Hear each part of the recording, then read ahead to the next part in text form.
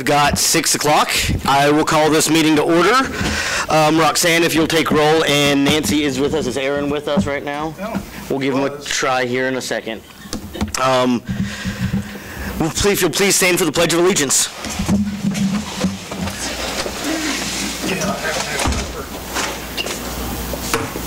I pledge allegiance to the flag of the United States of America and to the republic for which it stands, one nation, under God, indivisible, with liberty and justice for all.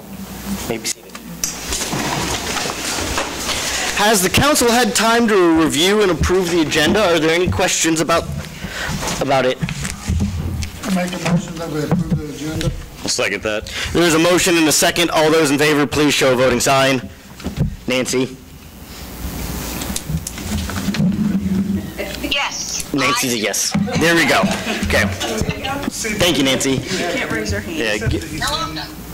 What? He said that he's in the call, but no, he's the only one there. Yeah, give me just a second. Okay, we're gonna hold off here and try to get Aaron on board.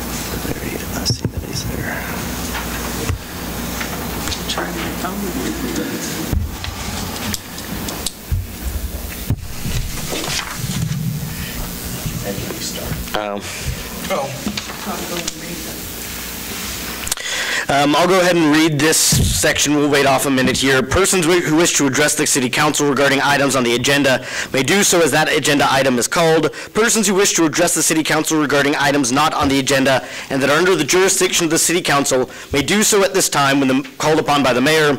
Comments on personnel matters, matters pending in the courts, or with other outside tribunals are not permitted. Speakers are limited to 3 minutes. Any presentation is for information purposes only. No action will be taken.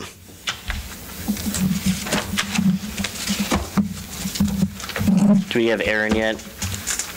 Oh, we're going to wait 1 second and try to get the last council member here so that he can hear the full presentations.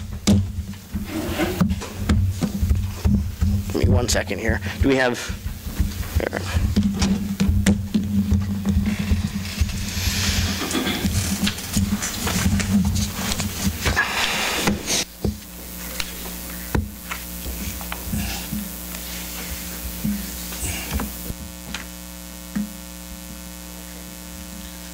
He's on the phone with whatever that Okay. Yeah, he's just loading. Are you texting him at all? Mm-hmm. Okay. Yeah, he's texting. Okay. Okay. Tell him that we're working on him.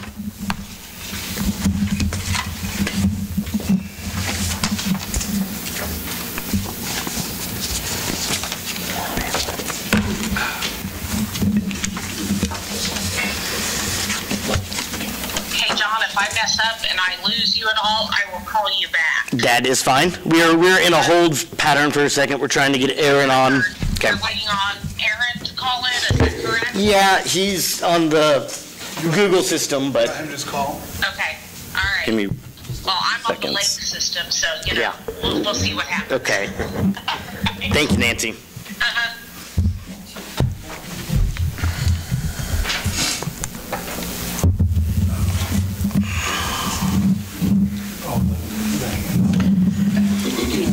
Yeah. Hey, Aaron, are you there? Yeah, I'm here. All righty. Okay. We've got a full council. Let's go ahead and Mr. Walden, if you wish to speak.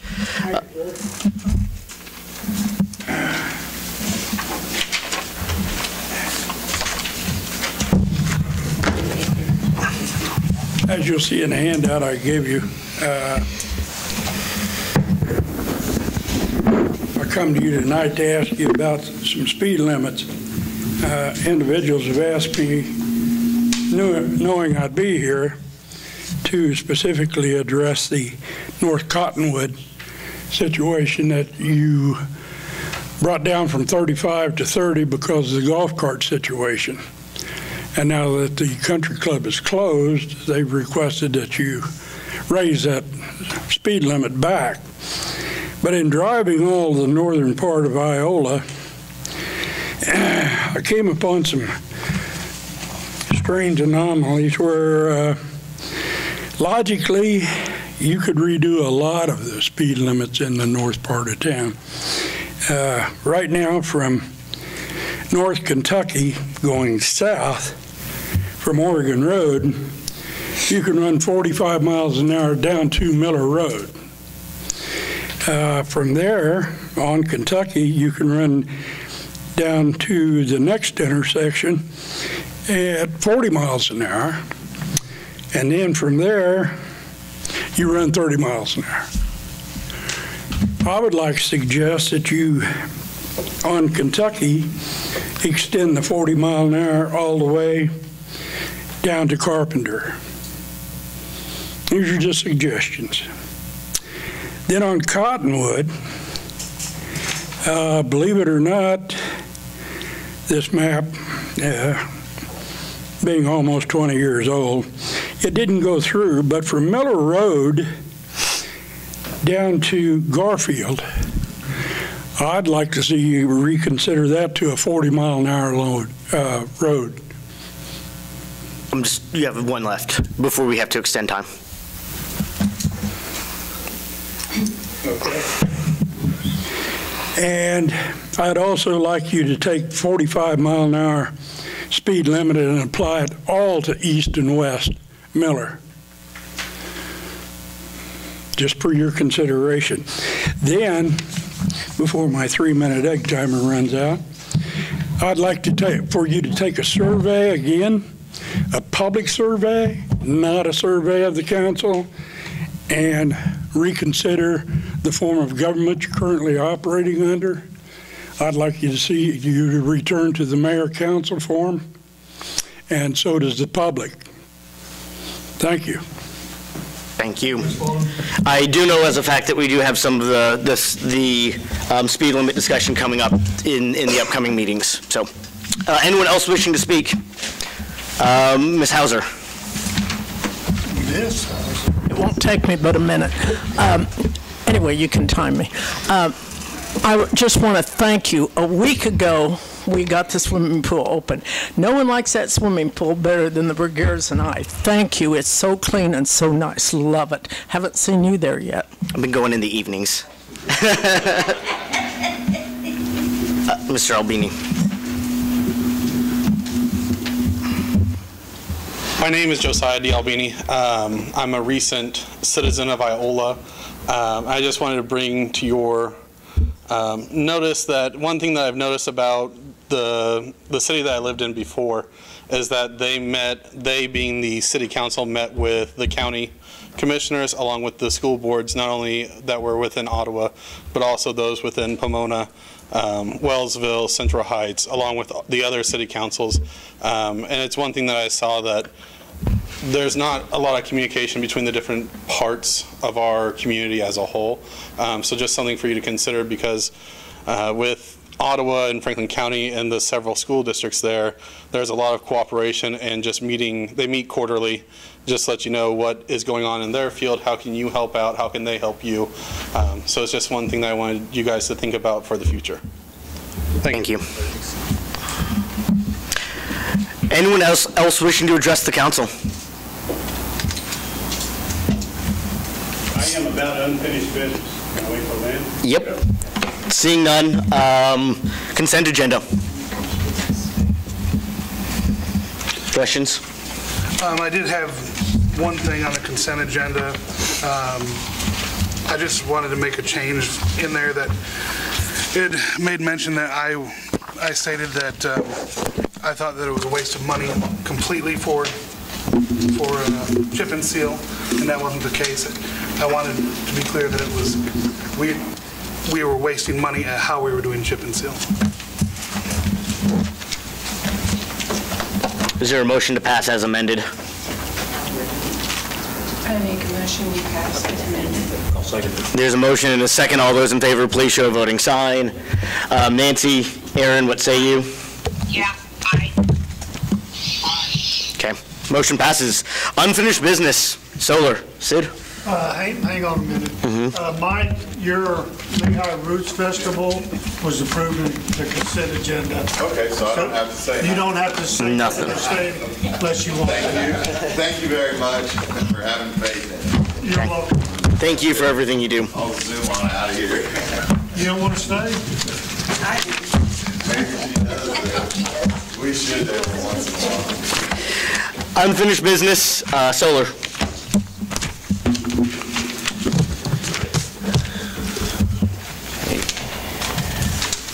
Okay, basically we have the solar project that we've kind of had out in front of us for, at the last meeting. We've been talking about this since last August, I think it was, is when we agreed to partner with Westar and kind of look at a feasibility study on a solar project. The analysis has not really changed a whole lot. I did modify and update the information in the packet, not with the tables, but just in the paragraph, that the PPA cost is $47.75 per megawatt hour. That is a 30-year fixed price, but we have that option to buy out. And if we buy that project out in year 8, that price then, if you look at the kind of the 30-year price per megawatt hour, becomes around $27.15. Actually, can depending on if you look at the project cost or just the cost of the energy, it's right around $27. Now that accounts for estimated insurance in years 8 through 30. Replacing the inverters at between 10 and 15 years, and estimated O&M. Part of what that original estimate was at $29.51, I think, and as I went back over these numbers, I realized that what I had done is I had added O&M and insurance together, plus added insurance in. So I took the second insurance back out, and that's what, and then I also added in the estimate for the city's work. That's estimated at about $56,000. I added about $14,000 of kind of incidental stuff that might, just as a little extra. And so we still have that $27 price that was in the packet. I know that over the course of the last meeting and some of the questions were, what's going to happen to an individual's electric bill if we do this project. In early 2017, we adjusted the base rate to the ECA because we knew we were going to see some savings in our energy purchases, and the last time we saw that, we didn't change the base rate, and that savings went directly to the customers, and our reserve and electric went down. And we needed to be able to build that reserve back up. If we look at where our reserve should be, that should be around $3 million if you figure 90 days of cash and about $500,000 worth of a kind of an emergency reserve number. So that was one thing that we did in 2017, and then in the beginning of 18 we adjusted the rate up just a little bit to, which was the normal rate. We adjusted that up, and we actually, I think we've seen that in 2018, we actually were able to make money and build our reserves a little bit, and that kind of speaks to why I think we can probably continue to build our reserves and still fund a project like this, because we were trying to set those rates to a level that would allow us to buy or to work on capital improvement projects. This solar project, it's an energy project, but it's also a capital improvement project for us. With that being said, I had Scott Shreve with EMG, who is here tonight, as well as Grant Wilkerson and Keaton Riddle from Westar, so if you have additional questions, we can lean on them. We looked at the ECA, which is really what would change and impact an individual customer's electric bill, assuming we don't change the rate at all. Because the ECA is something that is adjusted month by month depending on the amount of energy that we buy, or the energy that we buy and the cost of that energy. and Scott, if I get this wrong as I wander into the ECA waters, please correct me. So as we looked at that, we looked at 2018 as our number, as our kind of our baseline, because that is the most recent year that we have. And actually 2018, the ECA averaged about 1.4 cents, which is one of the lowest ECAs, and is the lowest ECA in the last 5 years. So that meant that energy that we were buying was pretty low, so that we didn't have to have an overage charge or a higher ECA to our customers. So we looked at 2018 numbers. If you look at those numbers and then add in, hey, this is what solar would do with the PPA price of $47.75, and then what does it do if we take that price to $27 for the subsequent years. The premium that you would pay, and this is kind of an average customer, is less than $12 a year for the solar project. Then in the years that after we buy it out, customers will save $8 a year, estimated. So if you look at saving $8 over 23 years and paying $12 extra for 7 years, it balances. I mean, it still looks like the ECA is not going to be impacted. And honestly, the shifts in the market pricing is going to greatly have a greater influence on the ECA price than what the solar would. Is that summation? Locking in about 7 or 8% of your load on a particular price based on versus what the market is. We talked about that quite a bit last time with natural gas. I'll open to questions to council first because we have our call-ins. Nancy, and then I'll go to Aaron, just for the sake of the ease of this. Nancy, what questions might you have here? Well, I have several questions, but first and foremost, who will receive the capacity credit in the non-buyout years, and what percentage of that capacity credit will be given? The city gets the credit, gets the capacity credits. The city will get, so I'm going to repeat just in case you can't fully hear. The city is going to get the capacity credits from the day that it's built. It's installed, yes. So from the day that it's installed, so even in years 1, 2, 3, 4, 5, 6, 7, those will go to the city. So we get that capacity credit, so we don't have to purchase any other generation at this point then. Once we do this, that's what we need. It's at the time, we're talking about 60% of whatever we install. We're talking about 2.7 megawatts of capacity that we would gain by installing the solar. Roughly is our guesstimate. But and I think she's going to the point that we just bought the other 4 megawatts. Right. Well, so my question is, we are not going to have to buy more generation in order to get to where we need to be capacity-wise to get better market rates. With this, we will get the capacity credit. It's not going to Westar. We are getting the credit for this capacity. Even though we don't own it yet, we have that capacity credit. That's correct. That is correct. That's after 3 years, right?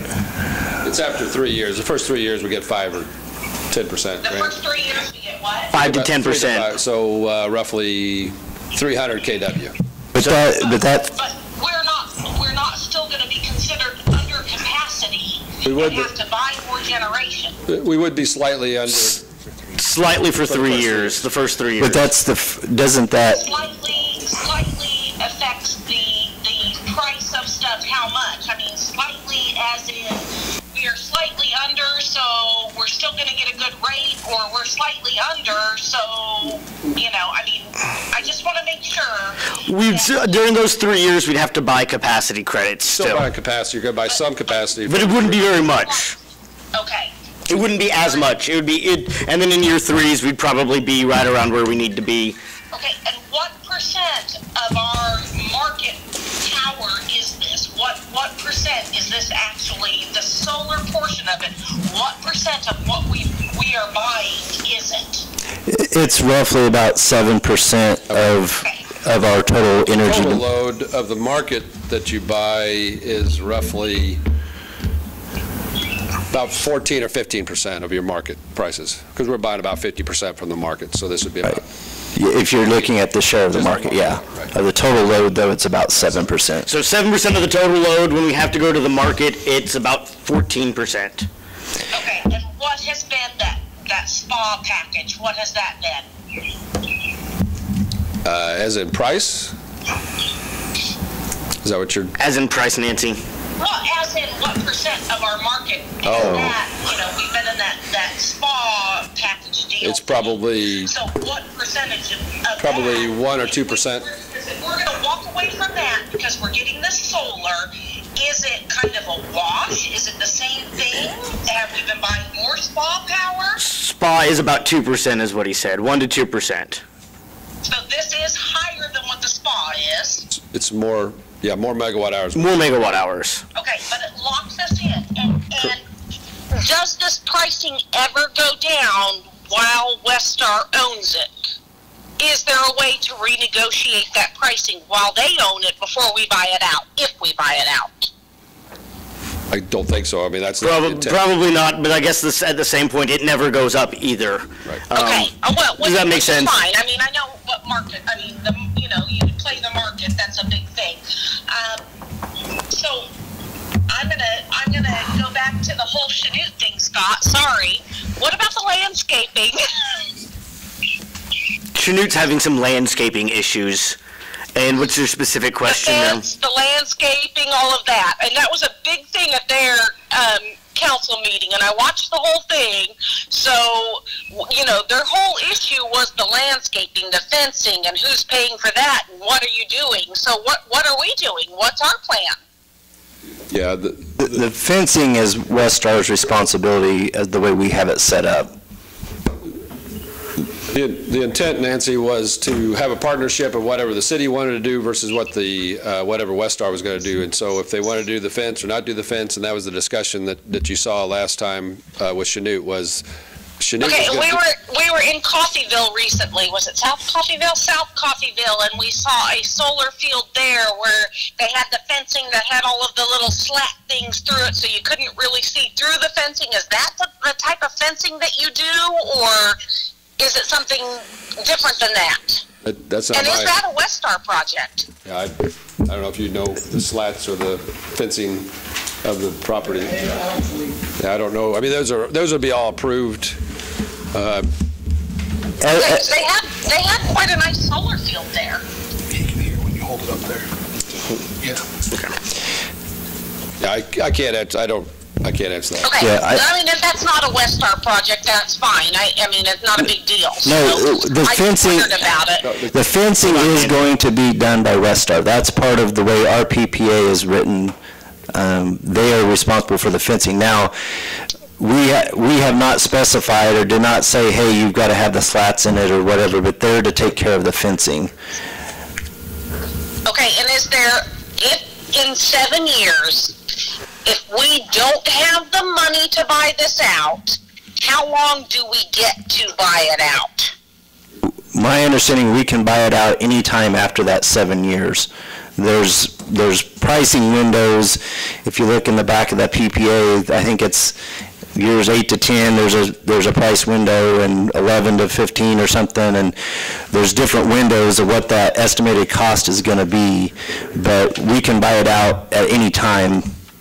So we're not locked into that 7 years. If we don't have the money in 7 years, we're not locked into that. Good. Nancy, I even if you have to finance it, in my mind, it's a better deal to do that. But yeah, if you don't have to. But you are correct. There's no obligation there if the money's not there. But we are I mean, I'm all for clean energy. I'm all for doing what's right for the environment. I mean, I've got kids and grandkids, and we want to, protect our environment. I just want to make sure, though, as a city, that we don't get ourselves in a situation like we have in years past, and people know what I'm referring to. Nancy, just so you heard, we are locked into the $48, though, if we don't buy it out in year 7. So if we don't buy it out till year 20, we're still paying the $48. Okay, and there's no negotiating on that. No, but if the market rate is at 60 in year 20, they're still selling it to us at 48 or... Right. And I understand that. That's like buying a home. You don't know your percentage. You lock in a percentage rate. It may go up, it may go down. That's the risk you take. Okay. I'm going to turn over to... Nancy, are you good? I'm going to turn this over to Aaron for a minute. I'm good. Thank you. 1 second, I did want to clarify that first 3 years of capacity. Am I right that if we sign that now, we can start year 1 now? Well, that's correct. I mean, if we... So really, by the time we get down to when we're actually producing electricity from a solar field, we've got 1 year at that diminished capacity rating, which, and then it would jump up to that 60%. Right. Aaron, I'm going to turn this over to you for a minute. It's just easier if we do it this way with the call-ins. Aaron, what questions might you have? I don't have any more questions, Mayor. Okay. I will then turn this over. I know there's a couple of comments from the public, and then I'll turn it back over to the council here, but I wanted to get those out. It's trying to juggle here. Who in the back? If you'd like to address the council, you may. Those who don't know, you know me. My name is Doug Strickler, and I'm the farmer and neighbor of where you're looking at putting the solar farm. And I just got a few comments, three topics, basically, national, local, and on a personal note, and I'll just read it. Today, solar produced electricity is not profitable or feasible. In my opinion, as long as we have fossil fuels and nuclear production capabilities, solar energy is a waste of resources. The rest of the world is building coal, natural gas, and nuclear generating plants as fast as they can. Yet America is heavily subsidizing green energy with our money. What happens when people in Washington realize that green energy is neither green nor competitive and the incentives stop? Until there is a technological breakthrough to make solar power more efficient, it will always be cost prohibitive on a balanced scale. On a local basis, the numbers don't add up. Why borrow money for a project that will increase the current community's utility rates with the hope of someday being beneficial? Granted, it may be locking in rates, but there are several options to do the same that don't require near the risk or commitment. Also, it is my understanding there are questions about the use of transmission lines and who has the right to the electricity on that location. To my knowledge, solar panel technology is much like the computer and phone industry, ever changing and adapting. Something purchased today is obsolete in a few years. Will today's solar technology be obsolete when Iola is expected to purchase this in 7 to 8 years? And my guess is the government's going to come back to you and say, if you want to continue to receive those subsidies, you're going to have to spend a few more $1 million to update to the new technology.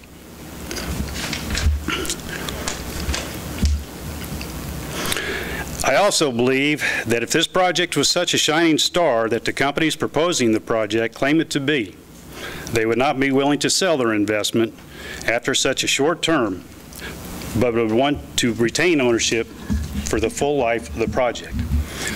On a personal note, ever since Russell Stovers built their production plant across the road, the previous owner, farmer, and myself had made a concerted effort to control both smoke and dust from drifting in their direction. But there is only so much that can be done. The proposed location is west of Russell Stovers, and I believe it will be plagued by dust. With our southwest and south prevailing winds, there is only so much that I can do to prevent dust from going that way. And I think dust is an enemy of solar panels. Anything over 10 to 15 mile an hour winds will drop dust on that facility. Also, on a personal note, I prefer not to have a solar farm in my front yard. Whether it's fenced, landscaped, or however it looks, I would rather it not be there. And I wonder if a business comes in like Russell Stover's, like Van Dees that's there, like Sonic Equipment Company, those businesses in that area, if somebody comes in and wants to build, provide jobs, pay taxes to Iola, but yet they don't want to build next to a solar facility either, what does that do for Iola and its residences? That is my comments, and if anybody does have questions about the area and what I'm doing to control it, I'd be more than happy to answer. Thank you. Thank you. Would you like to address any of the technology issues? Westar, I think that he directly asked you a question, if you all want to address any of the technology obsolete issues in 7 years. I would like to note that our diesel generators are from the 70s, and our Wärtsiläs are from the 80s, and the recent diesel we just bought is from the 90s. There's a 30-year project here, and it's kind of like saying I won't buy a new car today because in 8 years there's going to be a newer car. Is my mindset there. This project is a 30-year project, and we know that it'll pay out in 30 years. That's my mindset. And I just wanted to clarify, I think Mr. Shreve kind of alluded to that thinking that if we needed to, it would still be best to even borrow the money to buy this out in year 8.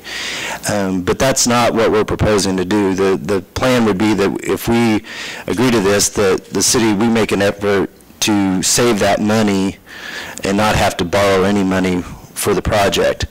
And also, as far as the subsidies, my understanding of that is Westar, I mean, there are tax credits tied to this project, but those are utilized by Westar by year 7. And that's why the sell-out date is after year 7, and we're not getting subsidies the city's not getting subsidies, or not subject to subsidies for the buyout or for the solar project. Anyone else wishing to address the council on the issue? Mr. Walden. My name is Larry Walden, if you don't know that. Just an offhand comment about the comment you made about an 8-year car in the future. What you're doing is you're paying for an 8-year car in the future, but you don't get to use it until the 7th year. Now, that's the way to look at that. There's none among us that can see 30 years down the road. Nobody.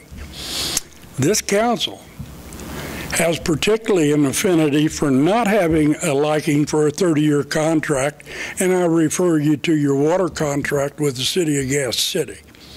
And it has options to renegotiate and revisit any time, up to 5 times. It's already expended those times. You're negotiating with a contract that doesn't allow you back in there to play. That's not sane. That's not even good civil thought. Now, no contractor and no lawyer should be recommending you ever get into a 30-year contract you can't reopen after 7 to 10 years. That's just not done. And like I said, you've already proved that point with Gas City. How much hydropower do we buy now in our mix? Roughly 2%. 1. How much wind power do we buy? 7 to 8. 3. How much solar power? Mr. Mayor? So right now we have very little solar. This is why we're talking the project. But exactly. You have none. I'm very disappointed with the figures you just cited, that the people that are in the information and in your employ are not here tonight. And there's a reason they're not here tonight. You've got Jim Baker in distribution, you got Mike Phillips in generation. Neither of those gentlemen in any way supports this solar project. Gary Hoffmeyer came to me today as a leader of the industrial version and said he does not support, nor does the rest of the commercial people he deals with, which would be Gates, this contract. I can't imagine you thinking you're able to negotiate a 30-year contract when we have a decreasing price situation in electronics. What did you pay for a flat screen TV 10 years ago. 10 years ago. I know I paid more for my cell phone last year. That's because you upgraded your cell phone. A 10-year flat screen TV 10 years ago ran anywhere from $2,000 to $3,000. I have one in my garage that was shipped to me for $84. Think about it. You're not dealing with an escalating situation in all this. And if you've ever had a solar panel, which I have since 1993 at my cabin, I can tell you personally, they don't last. They don't weather. They're not efficient on a cloudy day. You take a rainy day, doesn't work. How many days do we have in this zone as a personal productive day? Any idea? I've seen the numbers, but it's 220, 210, 220. Yeah, There's 20 days in Kansas? the research, I mean, there's federal information.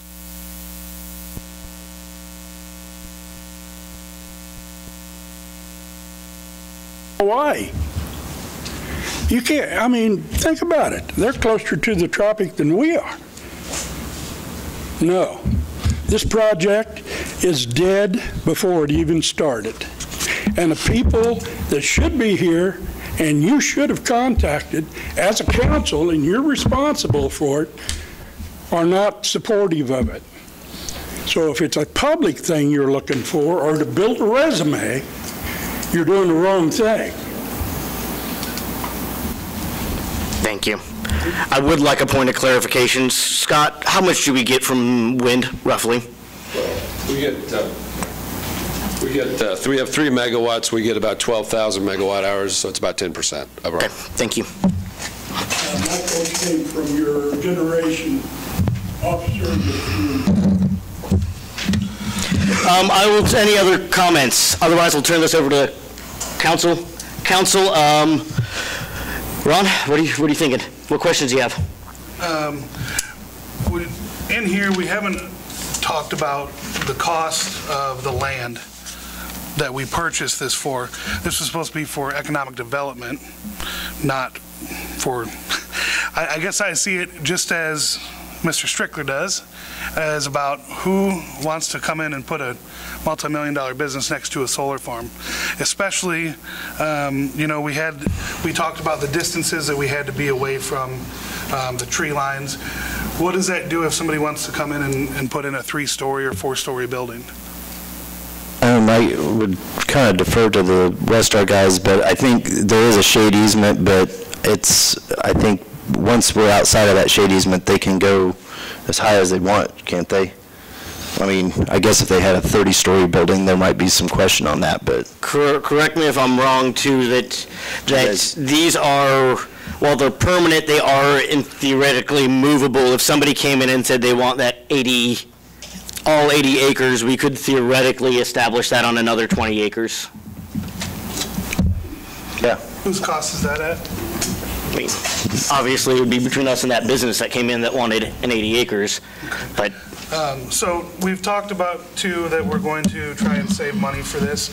When we talked about strategic planning meetings a year and a half ago, our main goal was to save money. And we haven't hit one single key thing there. The only thing that we've done was we cut mosquito spraying for $26,000, and we called that good. How are we going to make up $250,000 a year for the next 8 years?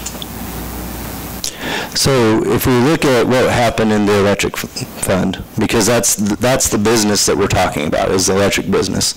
Last year we made close to $1 million, but we were kind of in the hole with our reserve.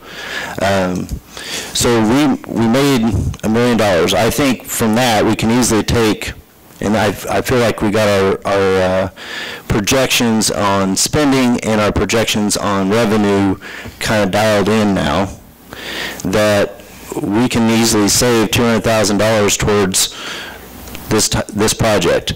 Know that in previous years, we were saving, in 15 and 16, or 14 and 15, we saved $1 million back to equipment reserve, which was for generation.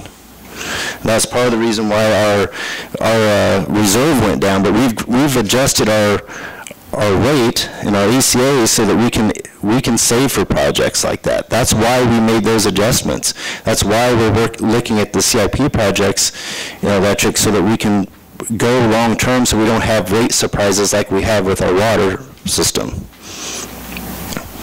So if we're making $1 million a year, are we just spending it all on equipment reserves? No, we transferred some to our CIP last year.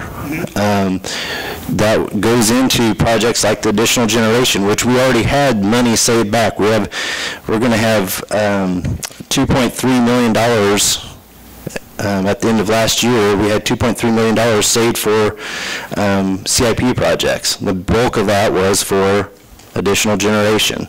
And we've talked that we're going to save over the course of buying the 2 generators and even projecting a cost for a 3rd generator, that we're still going to have $700,000 left over from what we've already had in the bank saved for that project.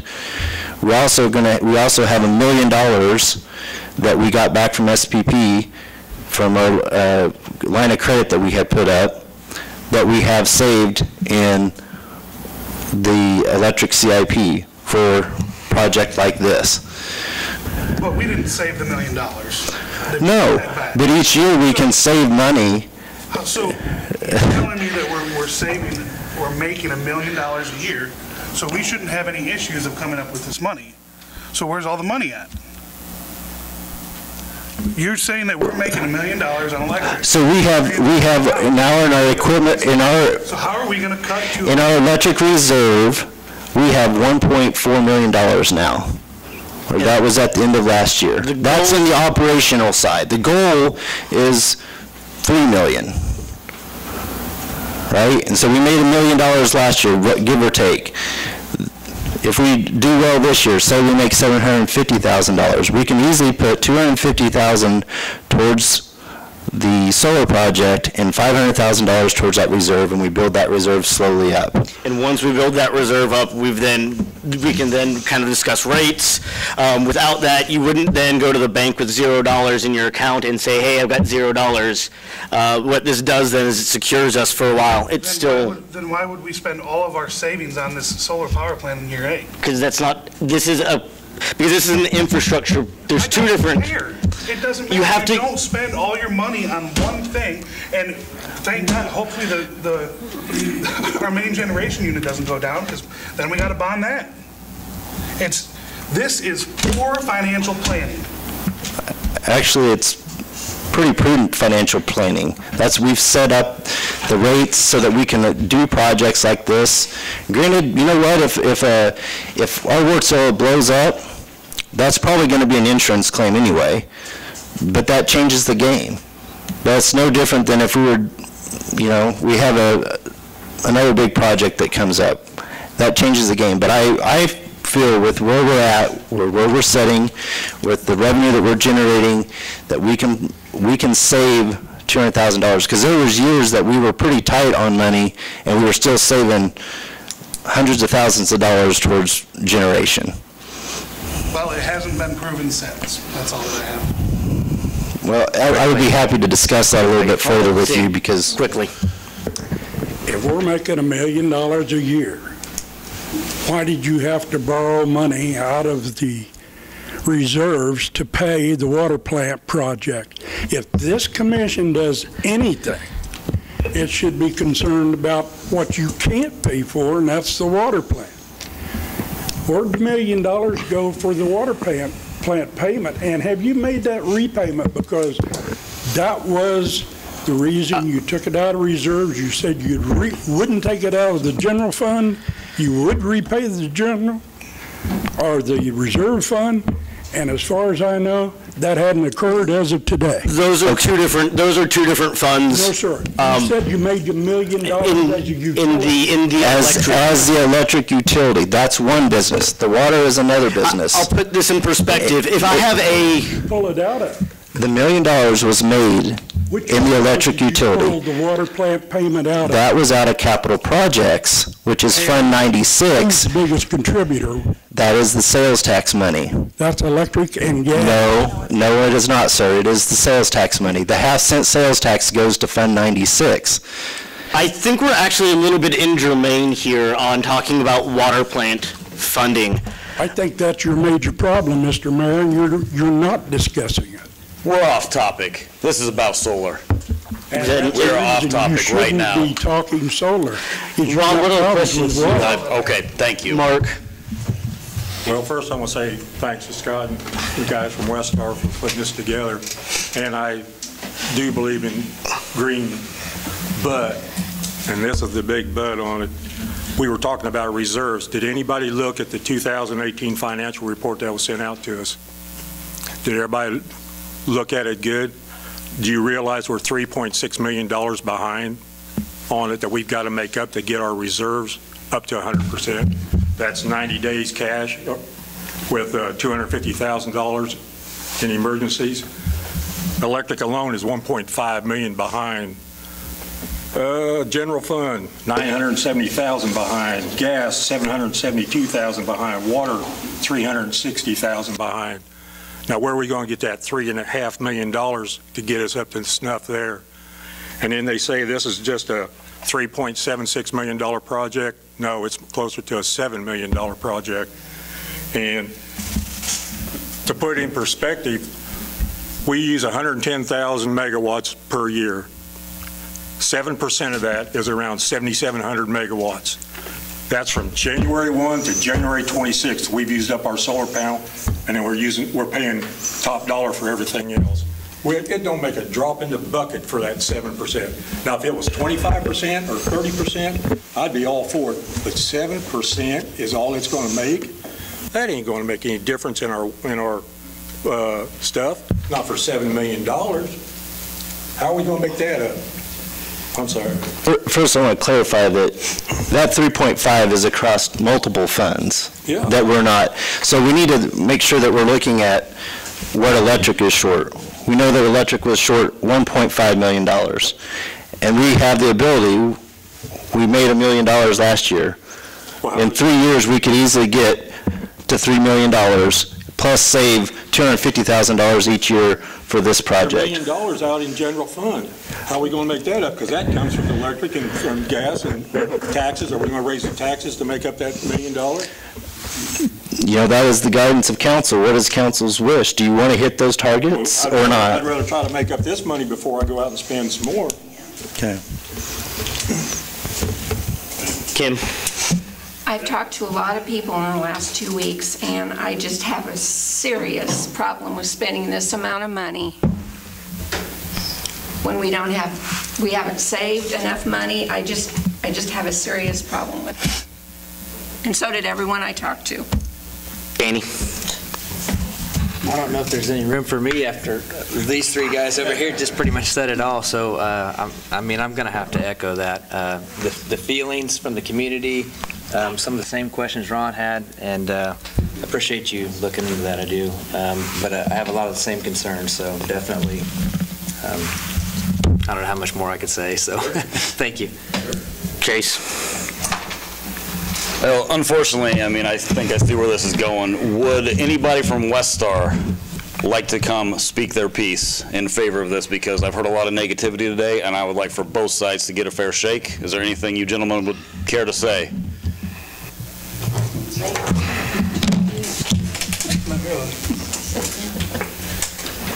My name is Grant Wilkerson with Westar Energy. A couple things. When you talk about the investment tax credits, those are, with solar, those are called investment tax credits, not production tax credits. So those are obviously taken by the developer, in this case Westar Energy, so we're taking the risk on those. Those are they're sunsetting, the government's already phasing them out. This project falls in that, and we get those up front. And we'll take those over. The 7-year rule is we would have to own the project for 7 years to take advantage of the investment tax credits, but those are paid at a 30%, and then it goes down to 26%, and they're scheduled to be phased out.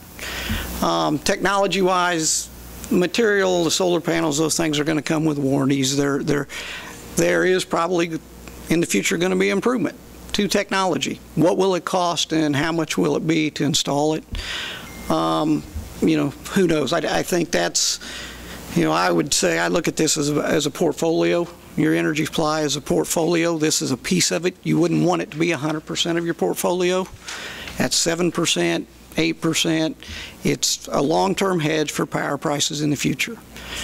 The purchase price is an option. It is up to this council to decide. If you want to buy it out, you have an option starting year 8 for every year after that, and it's a calculation based on depreciated value of an asset and future revenue. I mean, it's a formula.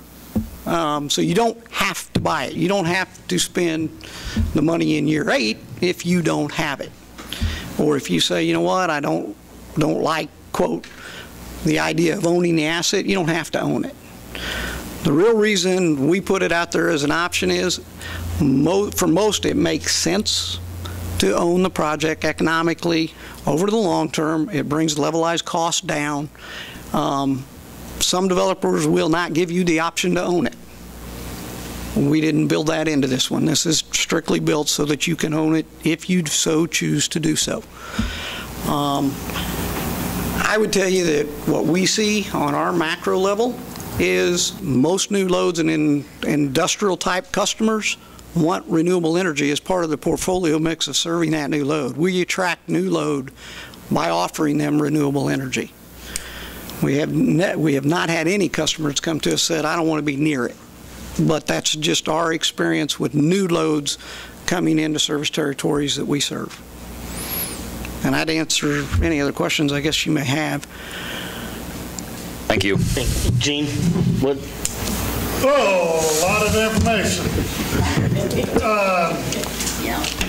I visited with Sid, and he kind of cleared up a few things for me.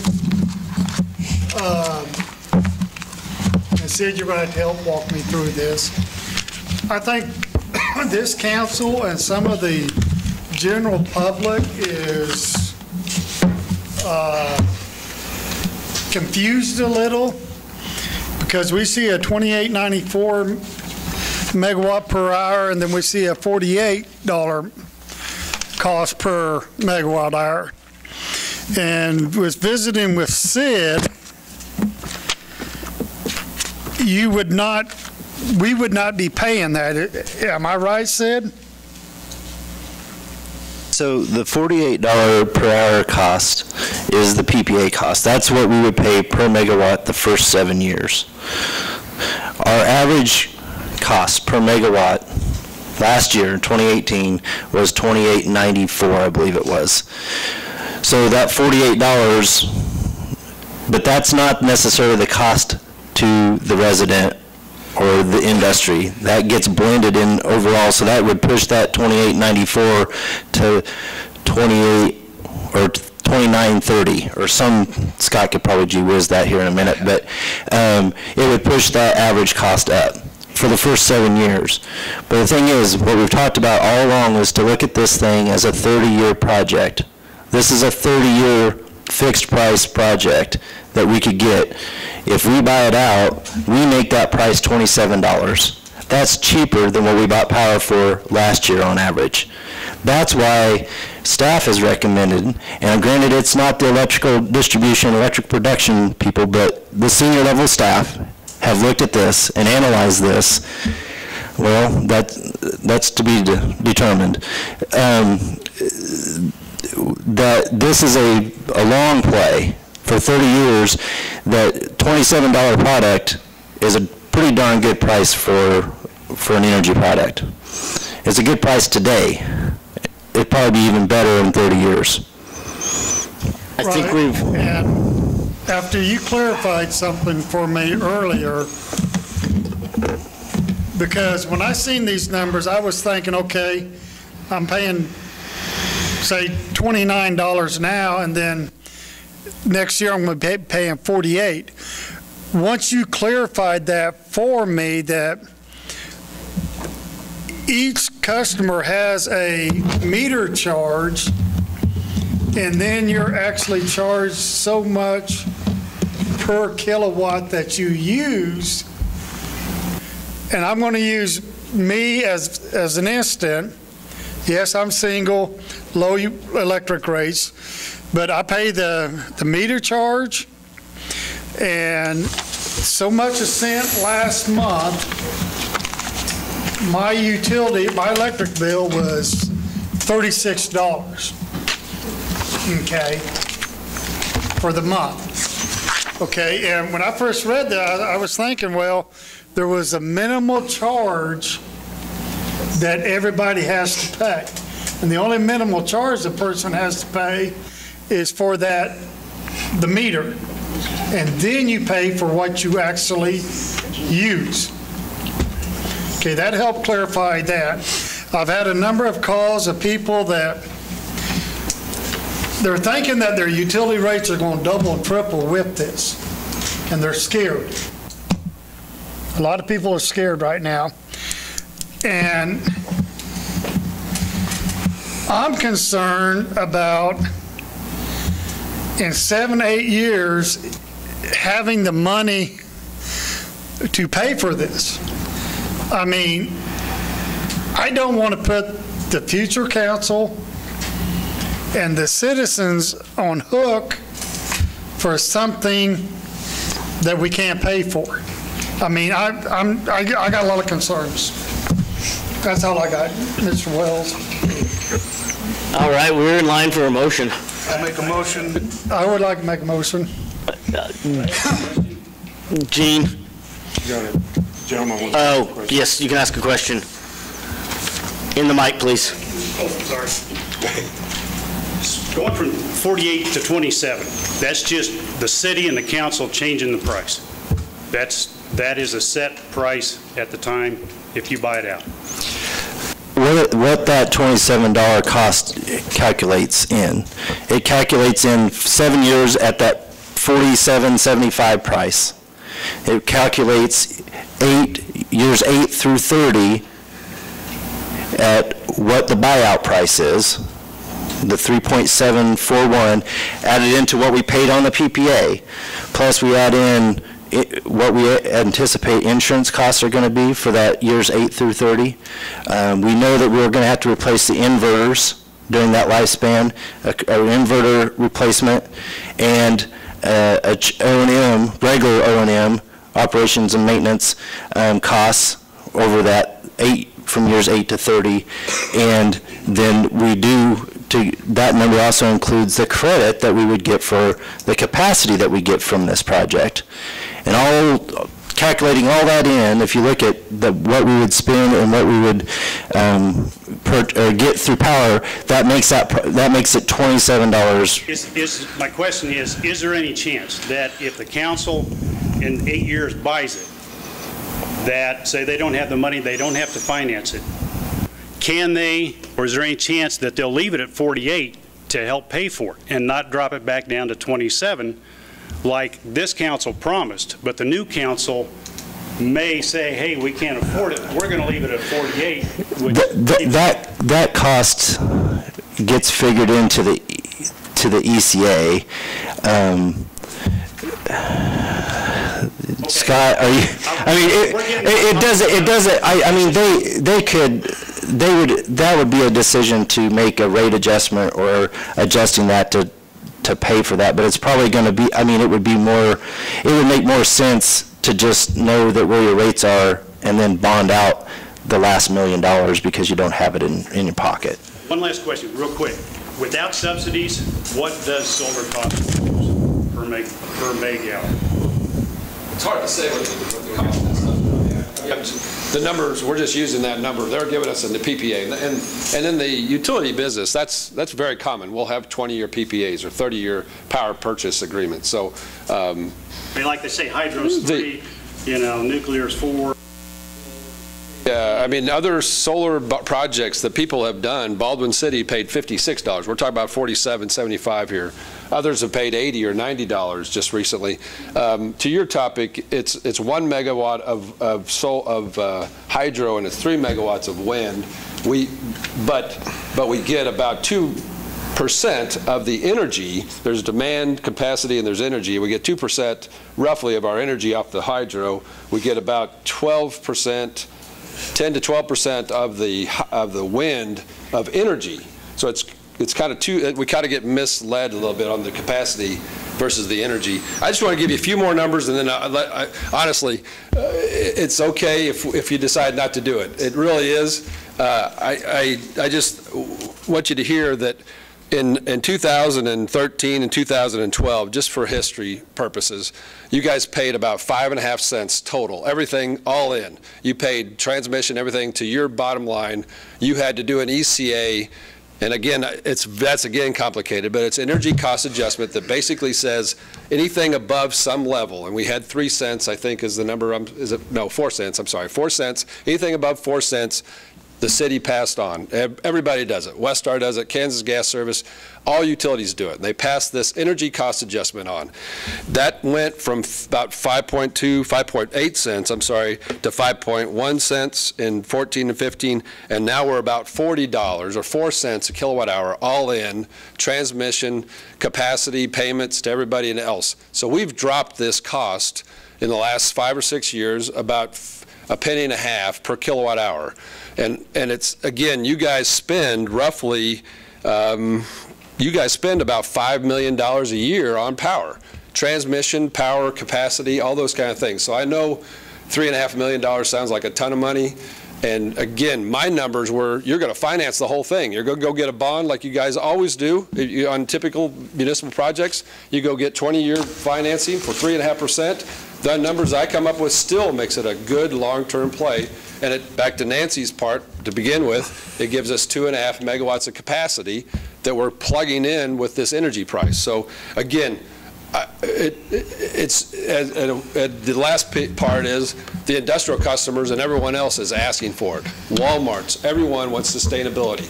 Everybody says we want renewable credits, and that's what Westar just had 200 megawatts of wind that they signed up in about 6 months to their industrial customers in the state of Kansas, the universities.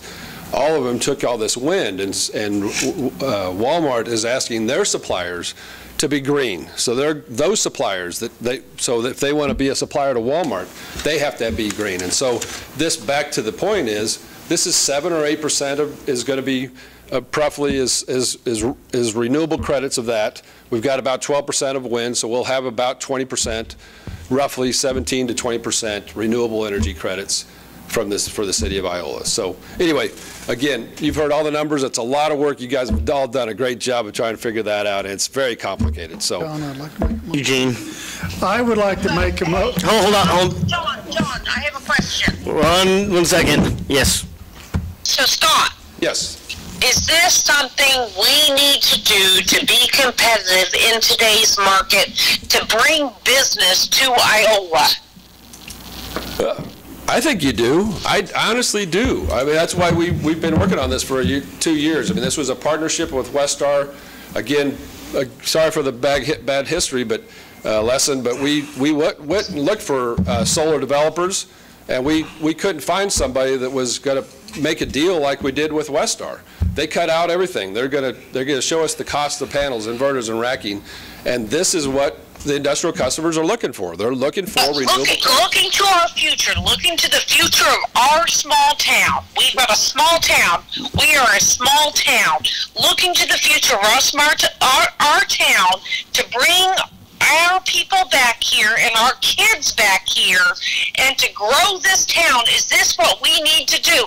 Do we need to show that we are competitive and we're doing the stuff that we need to do to be competitive? Nancy, I'll just say Chanute's having the same debate, and we'll know what they do here tomorrow, I guess. It's being driven by their industrial and Chanute's largest customer, the person driving Chanute, is Ashgrove. Russell Stover's. Russell Stover's with us. So. Are they getting a better rate than us? I think it's about It's a little lower because it's a little larger. It's lower because it's larger with the larger buyouts. Eugene? I would like to make a motion that we table this decision until after the budget is figured and take this back up at our September 9th council meeting. Is there a second? Hearing no second. No second. That motion fails. I'll make a motion to deny the renewable power purchase agreement with West Star Energy for the solar project. Is there a second? I'll second that motion. There's a motion and a second to deny the purchase power agreement. We're going to do this by a roll call vote because we have two people on the phone. Mr. Franklin, what say you, yay or nay? The motion is to deny the vote. Did you hear that, Aaron? Yay. Remember, a yay here then, just clarification as well. A yay here is in favor of denying it, so it's a no against the project. Mark? Yay. Kim? Yay. Ron? Yay. Nancy? I guess I'm confused. What? So a nay is in favor of solar on this, and a yay is against the solar project. I'm a nay in favor of. Yes, okay. Nancy, nay. Yay. Danny, yay. Gene? I'm still questionable. I'm going to have to vote no for it. Nay. Explain that vote. I'm voting against it. I'm voting with the other. I'm voting against it. So he's voting yay. Yeah. I'm a nay. By a vote of 6-2, that motion does hereby pass. Thank you for your time, though. We do appreciate it. Thank you, guys. It's a lot of effort, a lot of work for you guys. I just still got a lot of concerns. Moving on. Acquisition of property. I don't know what happened. Hey, I'll, yeah.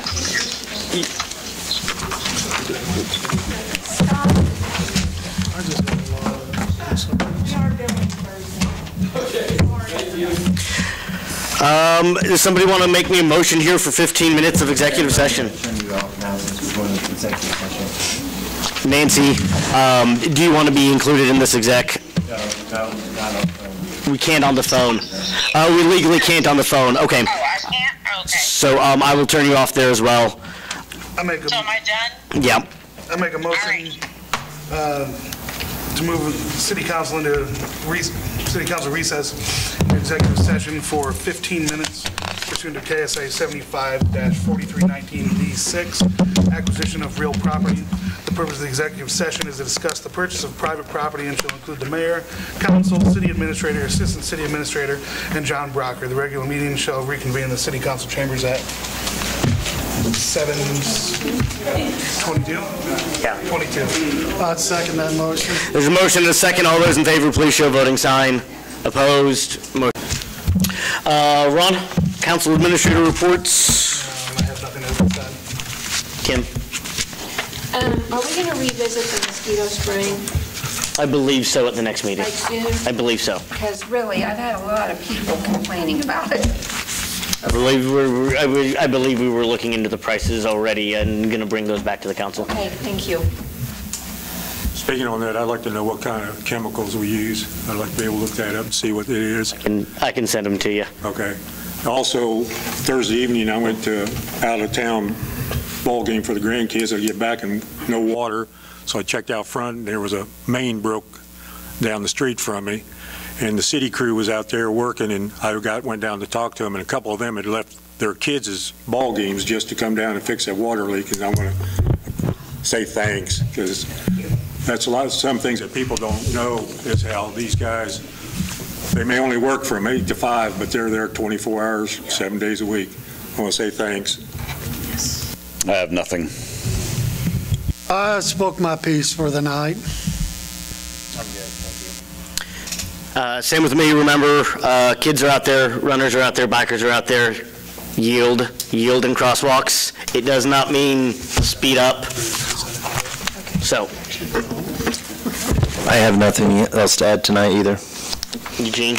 I make a motion that we adjourn this meeting for 2 weeks Well, is it 2 weeks? Let's adjourn this It's just meeting. a motion to adjourn. Yes. We're adjourning next meeting, so we have to continue. Okay. Seconded. Motion is to adjourn the meeting. It has been seconded. All those in favor? Opposed? Motion passes. Kim, we both can't do that because we're from the same area.